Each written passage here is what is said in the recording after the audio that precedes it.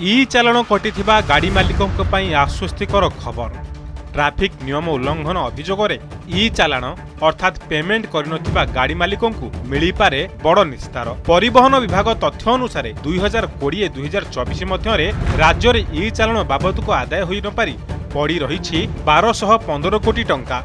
29,77,718 इ चालाण बाबदको परिवहन विभाग रे जरिमाना दाखल करिनाहांती गाड़ी मालिक।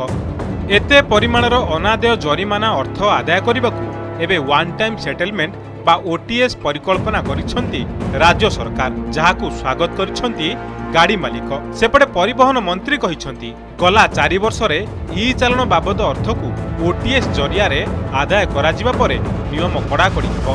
परवर्ती समय रे अर्थ आदाय पई कोर्ट रु समन मध्य पहुंचिबो। से पेंडिंग जेते अछि सबुडार ओटीएस हम करिया आवश्यक निहाती दरकार। हम सरकार मध्य हम विभाग मध्य विचार करूची ताकू तुरंत वन टाइम सेटलमेंट करदेबू।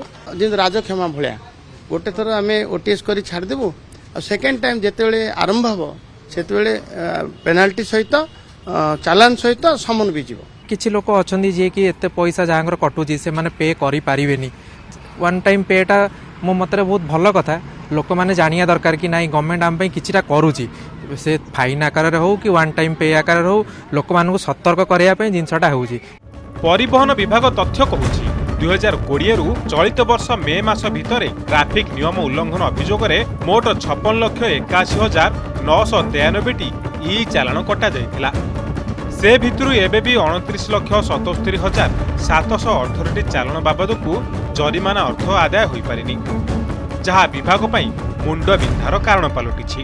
सेपटे एते परिमाणर इ चालाण केमिति कटा गला एवं चालाण बाबदको जरिमाना अर्थ काहीकि अनादेय रहिला तार कारण दर्शाइछंती सड़क सुरक्षा कर्मी। तांको मतरे दुर्घटना रोकिबाकू परिवहन पुलिस विभाग केवल गाड़ी चालकंठारू फाइन काटिबाकू ही मुख्य काम भाबी नैथिले। ए भितरे बहु संख्या रे फाइन अनावश्यक भाबे कटा जाइछि। हाईवे रे 100 रे चलिबा कथा किंतु 65 रे मोर फाइन हेतला। 65 स्पीड रे सी केतबेले कहिन 60 भी रास्ता देखिकी 60 रे भी चलाओ ए रास्ता रे, किंतु 65 किलोमीटर भीतर भी मु फाइन देछि 7,000 टका, तापर 2,000 एम देहि 10,000 टका मु फाइन देछि। ए जो ट्रैफिक कॉन्स्टेबल माने जो भली भाबरे जे जाउची बाटरे फोटो उठाउचनी ताकू जो टार्गेट सब दिया जाउची, टार्गेट रो शिकार होउछु के कहला आमे साधारण जनता टार्गेट रो शिकार होउछु।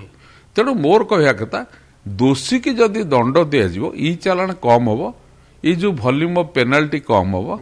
गोटे वेलफेयर स्टेट रे जोरिमाना आदाय को गुरुत्व न दिया जाए, लोकों को सुरक्षा को गुरुत्व दिया जाए उचित। वन टाइम सेटलमेंट हिसाब से समुदाय 30 लाख चालान उपरे प्राय 578 कोटी टंकार राजस्व आदाय करबा बा जोरिमाना आदाय करबा को विभाग लक्ष्य रखिछि। तेबे ए प्रसंग रे सरकार को दिया जायथिबा प्रस्ताव उपरे राज्य परिवहन निगम पक्षरु कोनसी प्रतिक्रिया मिली पारि नाही।